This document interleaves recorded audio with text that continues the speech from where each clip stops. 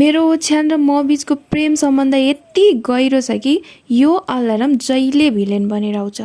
बिहान चाँडै उठ्नु स्वास्थ्यको लागि राम्रो हो भन्छ, तर दिउँसोसम्म सुत्नु त आत्माको शान्तिको लागि पनि अनिवार्य हो। Good morning everyone. आजदेखि यो डेमिकाको नयाँ अवतार सुरु भयो। नो अल्छीपना, नो बहाना।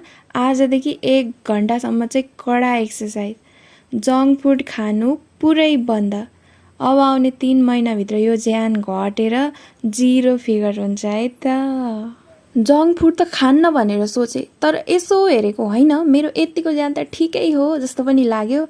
अब ज्यान त पछि बनाए पनि हुन्छ, तर भोक लागेको बेला पेटलाई धोका दिनु त सबैभन्दा ठुलो पाप हो नि त। तर पनि सबै कुरा ठिकै हो, यो पेटलाई चाहिँ कसरी घटाउने।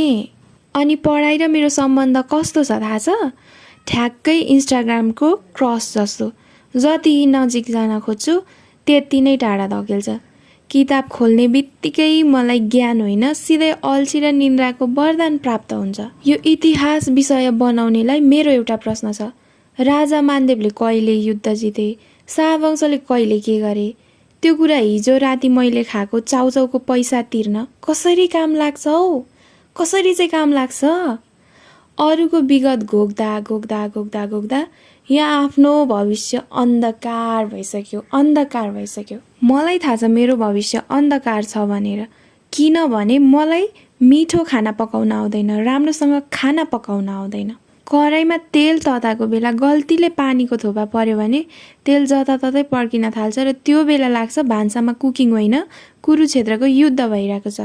मैले गोलो रोटी बनाउन खोजेको, तर बेलिँदा कहिले नेपालको नक्सा बन्छ, कहिले अस्ट्रेलियाको। यो रोटी खाएर पेट नभरिए पनि भूगोलको ज्ञान चाहिँ पक्का हुन्छ।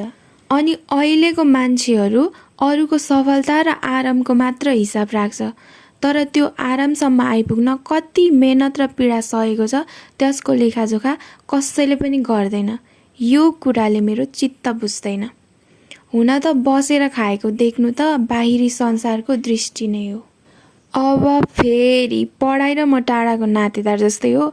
परीक्षा आउँदा मात्र हाइहेलो हुन्छ, अरू बेला त बोलचाल नै बन्द।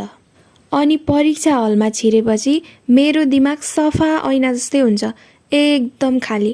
अगाडिको साथीले थप पेपर दिनुहोस् न भन्दा मलाई लाग्छ उसले मेरो भएको ज्ञान पनि थपेर मागिरहेको छ। म चाहिँ यहाँ प्रश्न नम्बर 1 को कति राम्रो अक्षर छ भनेर हेरेर बस्छु। स्लिपिङ ब्युटीको नयाँ भर्जन। पुरानो कथामा राजकुमारीहरू ओछ्यानमा निदाउँथे, तर आजकलका आधुनिक राजकुमारीहरू भातको